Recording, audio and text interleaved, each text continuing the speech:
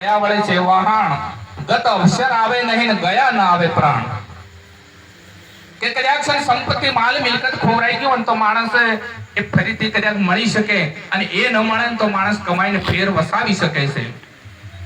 ગયા વળે વહાણ આ જાત કદાચ 6 મહિને 12 મહિને પાછો આવવાની શક્યતા રહે, પણ સમય કોઈ દિવસ પાછો આવતો નથી. એટલે તો કહે છે સંત મહાપુરુષો કે તારી એક પળ લાખની જાય છે, તું ચેતન થઈ જાજે. ગત અવસર આવે નહીં અને ગયા ન આવે પ્રાણ.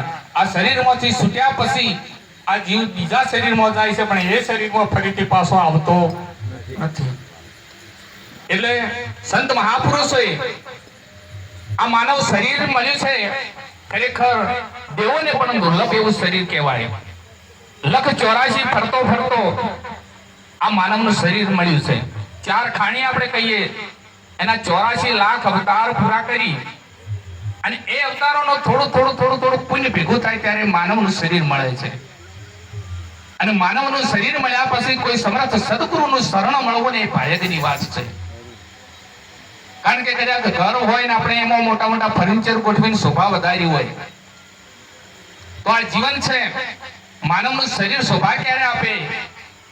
વર્તન હોય, વિવેક હોય તો. નહીતર ગણાય આયા ગણાય જતા રહ્યા, કોઈ યાદ કરતું નથી. પણ જે સંત મહાપુરુષોએ કે પરમાત્માના ગુણ ગાયા ને એને જગત આજ યાદ કરે છે. એટલે મને ઓપસિંગે બહુ સરસ વાત કરી હતી પિતાની. કારણ કે જગત કહે છે કે બાપ છે શેઠાનો શ્રાપ, પણ એ ખોટી વાત છે.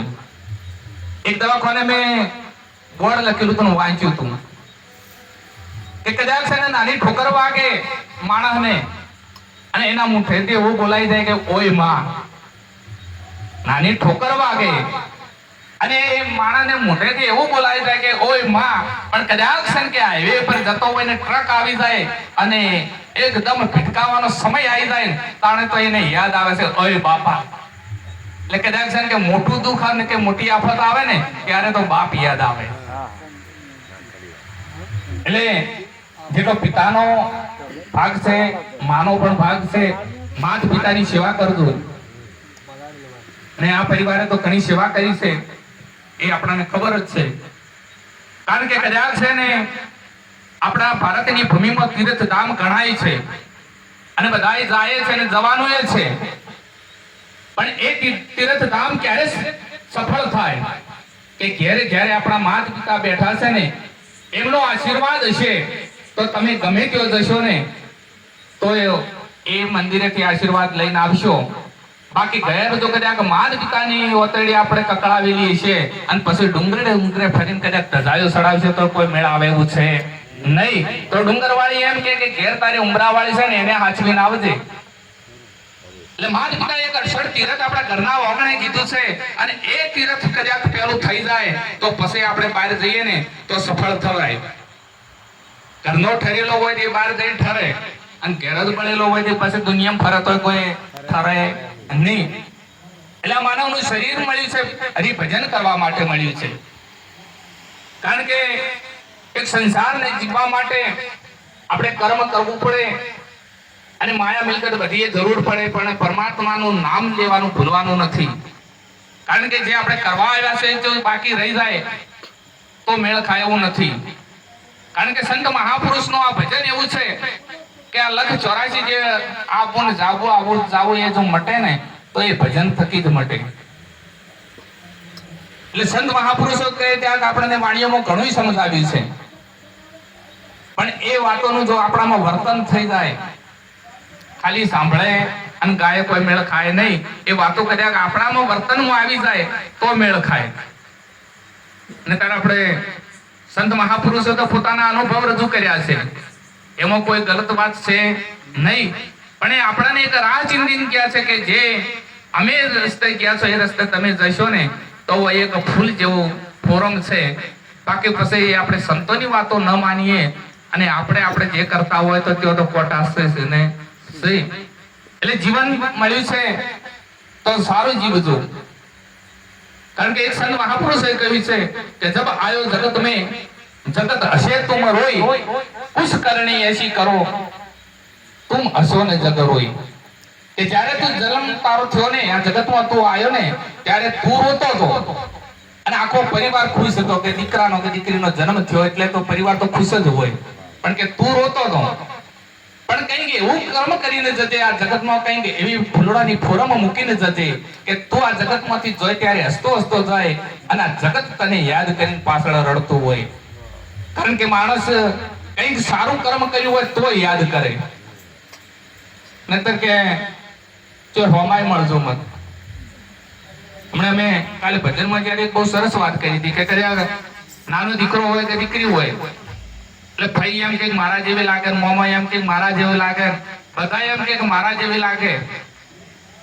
પણ કદાચ છે પછી 20-25 વર્ષનો કે થાય અને બધાનું ગામમાં ઘૂસ મારવાનું ચાલુ કરે એટલે જે એમ કે ના મારા જેવો લાગે મારા જેવો લાગે એ બધા હાથ હદર કરે કે સિક્કાના જેવો હશે.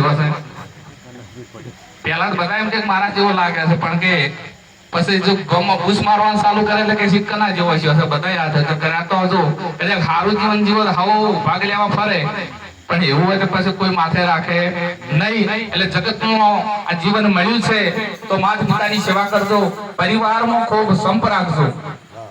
કારણ કે આપણને તો ખબર છે કે જગત તારાથી જો નાના ભાઈ જતા રહે ને તો થાકડો વધારે આવે. એટલે શિવભાને ઘણું દુઃખ તો એ જ હતું. કારણ કે કડવી હોજો લેમડી શીતળી એની સોય, ભલે હોય અબોલડા પણ તોય પોતાની હોય. કારણ કે એક ગામ હતું ને એ ગામની અંદર પેલા તો ગામ કુવા હતા, એટલે આખું ગામ કુવે પાણી ભરવા જતું. એટલે કઈ હતું કે મોકરા જેવું અંદર પડ્યું એટલે ડોલ લઈ અને અંદર ગામની ભાઈઓ જે પાણી ભરવા જાય એટલે પેલું હળદમાં આવે એટલે પેલું પલડીને એવું થઈ ગયેલું ને એટલે ડરી જાય કે કોઈ ભૂત છે, કુવામાં ભૂત છે. એટલે કુવા નજીક કોઈ જાય નહીં. હવે પાણી તો પીવું કે ગોમ આખું ભેગું થયું એટલે કે આમાં શું છે હવે જોવું તો પડશે કે ગોમ આખું તરીસે મરે છે. એટલે એક ભાઈ ના આવ્યો કે આ કદાચ કુવામાં ઉતરે તો હિંમત કરે એવો છે. એટલે પેલા ભાઈએ કીધું કે કદાચ તમે ઢોલડી બોધીને જો મને ઉતારતા હોય તો ઉતરું તો ખરો, પણ બહાર દોરડું પકડવા બદલે મારા ભાઈને તમે બોલાવો ને તો હું ઉતરું. ગોમ આખું કે તારા ભાઈને તારે 15 વર્ષથી રીહણ છે અને તોય તું કે મારો ભાઈ કદાચ દોરડું પકડવા આવે તો હું ઉતરું. કે 15 વર્ષથી રીહણ સોય રહ્યો, પણ જો કદાચ મારો ભાઈને તમે લાવો દોરડું પકડવા તો જ હું કુવામાં ઉતરું. ગોમ કે હવે કોક કરીને એને લાવો પાણી તો પીવું પડશે. કે એના ભાઈને કીધું કે ભાઈ તારો ભાઈ આવું વાત કરે છે કે હેડો ભાઈ કહેતો હોય આખા ગામનો પ્રશ્ન છે હું આવું. એટલે બધાએ દોરડું પકડ્યું, 8-10 જણા દોરડું પકડીને અંદર જવા દીધું અને પેલું મોકળું બહાર આવ્યું એટલે કુદીને કોઠે આવ્યું એટલે બહાર પડ્યું તો બધા દોરડું મૂકી મૂકીને ઉલટી હેડ્યા. પણ પેલો 15 વર્ષથી રીહણો હતો ને એ ભાઈ દોરડું મેલ્યું નતું. એટલે પેલા ભાઈએ વિચાર કર્યો કે જો આટલા માટે જ હું મારા ભાઈને બોલાવ્યો તો કે ભલે અમારે રીહણા હોય ભાઈ મારે ખરી પણ મારવા દે નહીં. એટલે ભાઈની વેદના માણસને થાકડો લાવે. એટલે ધન્યવાદ છે. હું એમ કહું છું કે પરિવારમાં ખૂબ હંપ રાખજો, ભાઈઓમાં હંપ રાખજો. પેલા ડોહાવાળી છે ને કે એક લાકડી હતી તો તૂટી ગઈ, પણ બધો ભારો ભેળો તૂટ્યો નતો. એટલે આ જીવન મળ્યું છે, માનવનું શરીર મળ્યું છે. દેવો પણ જેની ઈચ્છા કરે કે એક વખત અમારે મનુષ્યનો અવતાર મળી જાય અને 10-10 અવતાર જેને લીધા છે ને એ માનવના શરીરે લીધા છે. અને જેને જેને આજે સમાધિઓ પૂજાય છે, આપણે જો યાત્રા કરવા જઈએ ને એ બધાએ આ માનવ શરીરે જેને હરિભજન કર્યું છે એમની પૂજા થાય છે. એટલે ખૂબ પ્રેમ રાખજો, હળી મળી અને ગામમાં કોક પ્રગતિ કરજો. કારણ કે ગામમાં ખૂબ હંપ રાખજો. કારણ કે ગામમાં હંપ હશે તો આપણું કોક આવશે. એટલે ગામમાં પણ ખૂબ હંપ રાખવાની જરૂર છે, ગામમાં સારા કાર્ય કરવાની જરૂર છે. નવ યુવાનોને ખાસ વિનંતી કે વ્યસનથી દૂર રહેજો. અને જે સજ્જન માણસો છે આપણે બધા ભક્તો કોઈ સારા માણસ ડેલિકેટ આવા જે છે ને એ બધાને આપણે યુવાન પેઢીને રસ્તે ચડાવવાની છે. તો આપણા ગામનું ખરેખર જો આજની મજૂરી કરેલી છે ને તો એક સ્તંભ બની અને એવો ટેકો ગામનો બની છે ને એને કોઈ દગાવા વાળો મળશે નહીં.